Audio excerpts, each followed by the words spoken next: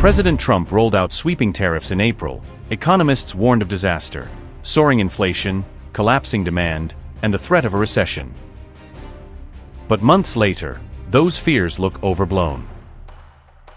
Inflation is still high, but it's actually lower than what forecasters expected. And the US economy? Still growing, even under the steepest tariffs in nearly a century. But while tariffs were supposed to be a jackpot for Washington, a trillion-dollar windfall to boost domestic manufacturing. Instead, Treasury collections are tracking closer to $400 billion this year, far below the hype. So what happened? Turns out, the real tariff rate companies pay is much lower than those headline-grabbing figures.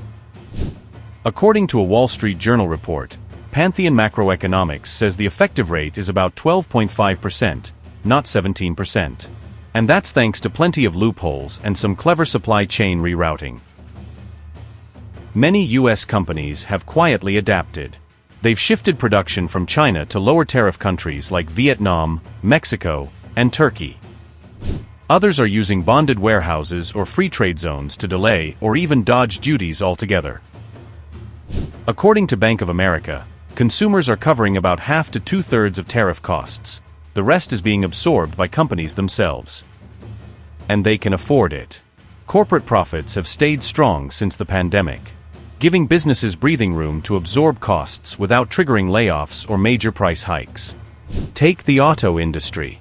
Car imports face tariffs of over 15%, yet average car prices since March are up by just about 1%.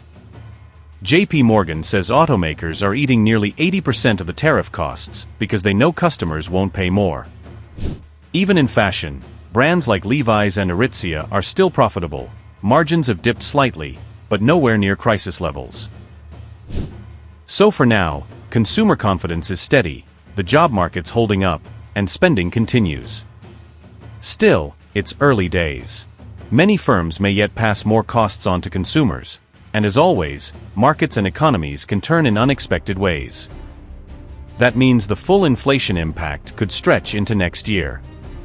But for now, the message is clear: the US economy has done something few expected. It's taken a trade war in stride and seems to have survived the brunt of it. For more such stories like this, stay tuned to Mint.